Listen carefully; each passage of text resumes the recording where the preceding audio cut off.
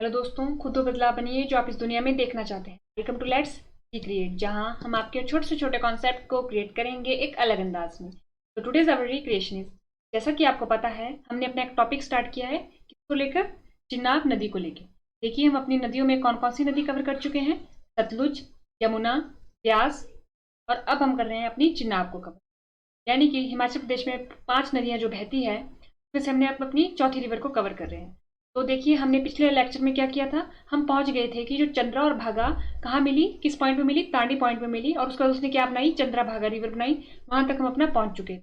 तो देखिए ये हमारा प्यारा हिमाचल प्रदेश, ये हमारा चिनाब का हमने फर्स्ट लेक्चर में ओवर किया था। के थ्रू हम अवगत हो गए थे कि हमें कौन कौन से जिले पढ़ने होंगे, कौन कौन से राज्यों से अवगत होना पड़ेगा जब हम चिनाब को पढ़ेंगे हिमाचल प्रदेश में। उसके बाद हमने ये मैप के माध्यम से देखा था, जब हम देखा था कि हमने कौन कौन से राज्यों और जिलों से अपन को अवगत होना पड़ेगा। उसके बाद हमने पर्टिकुलर जिला लिया था, यानी कि लाहौल स्पीति लिया था सबसे पहले। फिर हमने देखा था जो चंद्रभागा का ओरिजिन है वो बारालाचा दर्रे से माना जाता है, और बारालाचा दर्रे के बारे में हमने इंपॉर्टेंट पॉइंट फिर देखे थे, क्योंकि यह हिमाचल के पेपर की दृष्टि से एक इंपॉर्टेंट पास माना जाता है।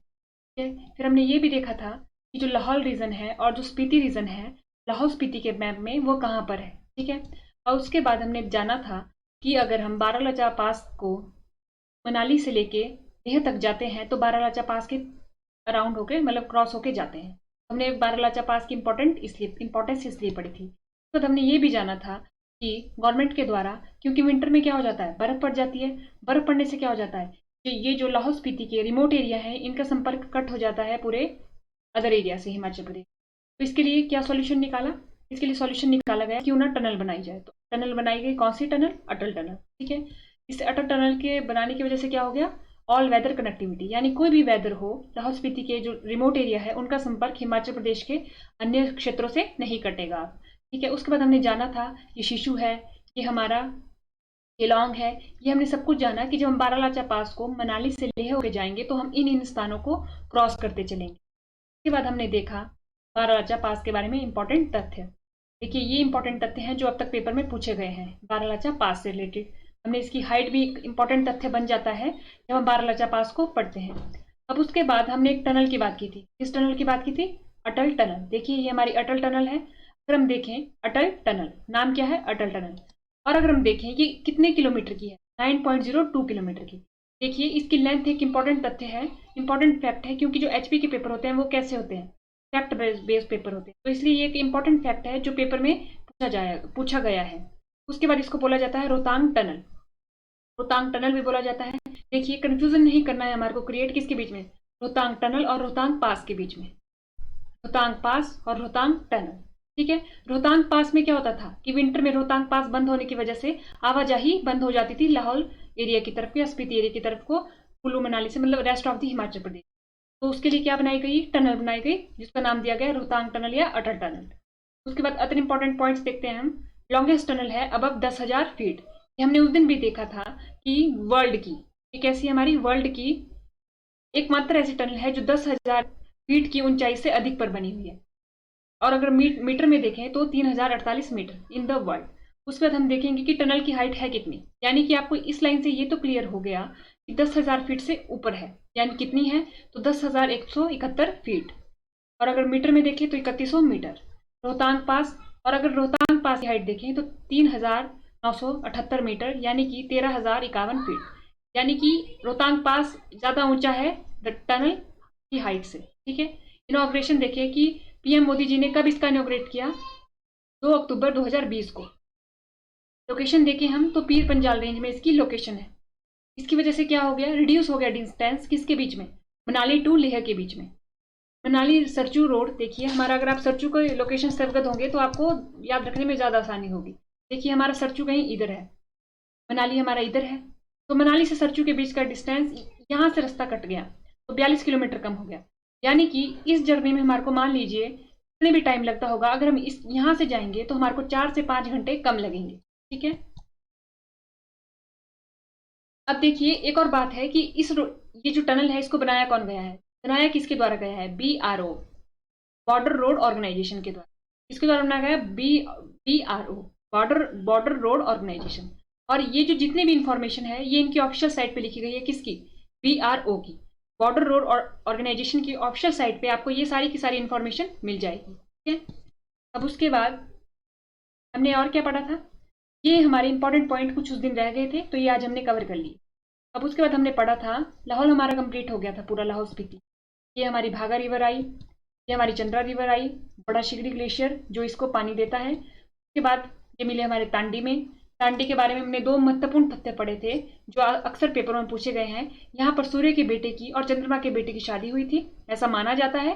और दूसरा क्या था कि द्रौपदी ने अपने यहाँ पर तन का देह किया था। ठीक है, अपने तन को छोड़ा था। तो दो हो गए, तांडी से दो इंपॉर्टेंट तथ्य हो गए। फिर इन्होंने दोनों ने, ये हमारे पास भागा आई, ये हमारे पास चंद्रा आई,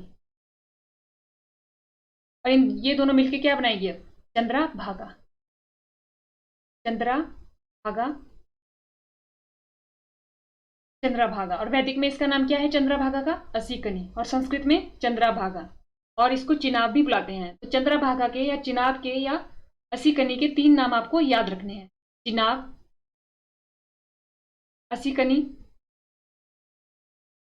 और चंद्रभागा। असीकनी किस में बुलाया जाता है इसको, वेदों में। चंद्रभागा संस्कृत में, और चिनाब ऐसे बुलाया जाता है। तो तीन नाम, इन नामों की हेराफेरी करके भी आपसे सवाल पूछा जा सकता है।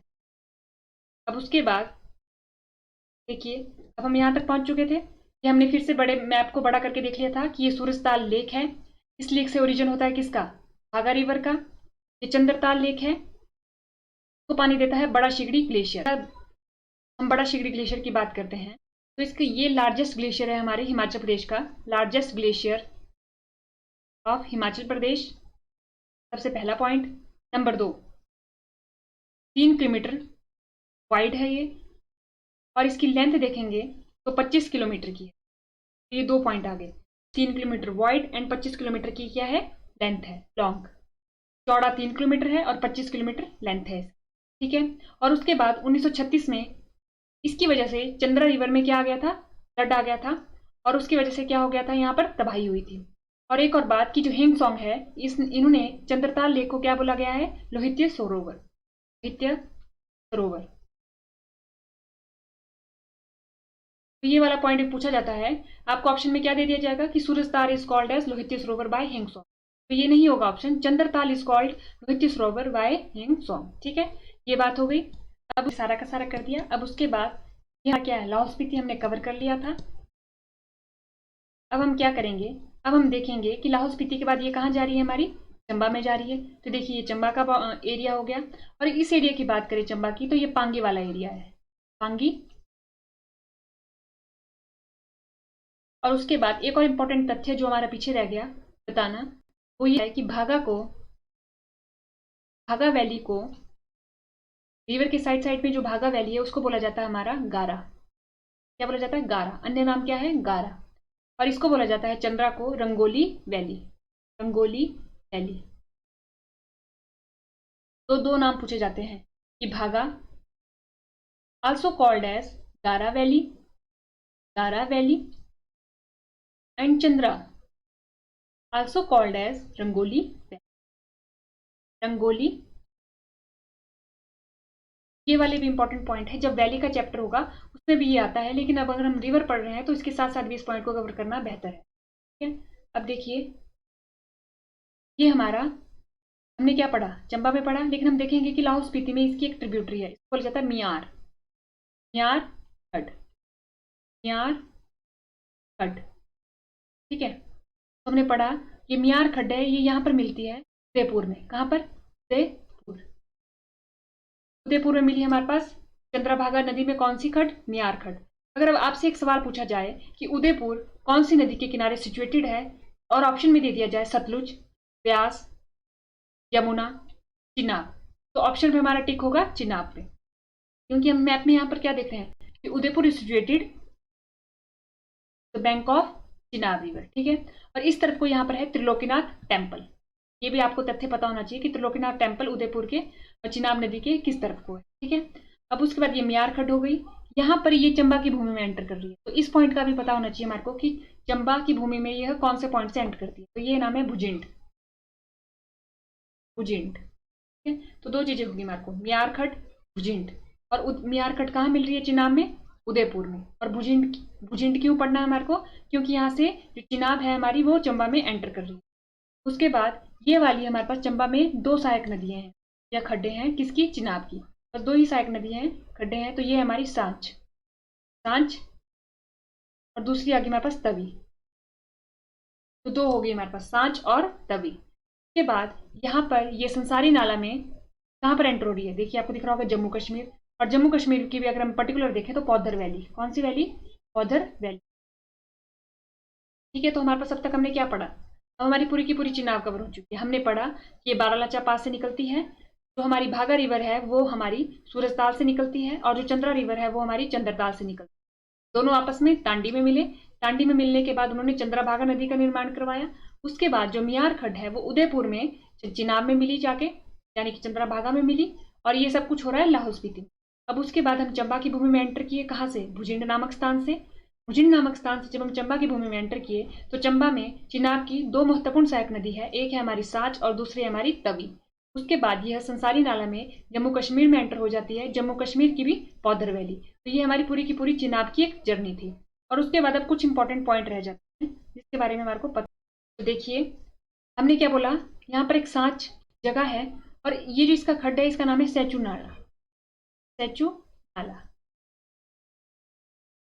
सैचू नाला। सांच भी आ सकता है लिखा हुआ है, सैचू नाला भी आ सकता है। तो दोनों पॉइंट हमारे को पता होना चाहिए, सांच, सैचू नाला। तो अब रिलेटेड सारी कंफ्यूजन हमारी क्लियर हो चुकी है। अब हमारे क्या देखना है? हमारे को देखना है कि ये वाली वैली जो इसके बीच की वैली है और जो ये वाली वैली है लाहौल स्पीति की, दो अलग अलग नाम है। ये जो ये वाली वैली है ना, इस तरफ ये वाली, इसको बोला जाता है हमारा पट्टन वैली, पट्टन वैली। और ये वाली जो वैली है इसको बोला जाता है चंद्रा वैली, चंद्रा वैली। तो आपको पता होना चाहिए कि पट्टन वैली भी कहाँ है, क्योंकि पट्टन वैली जब हम वैली का चैप्टर पढ़ेंगे तो एक महत्वपूर्ण वैली हो जाती है, और चंद्रा वैली भी एक महत्वपूर्ण वैली। देखिए चंद्रा वैली ये हो गई और पट्टन वैली ये हो गई। ठीक है, तो हमने पढ़ लिया इसकी सहायक नदी ट्रिब्यूटरी कौन कौन है। नंबर 1 मियार,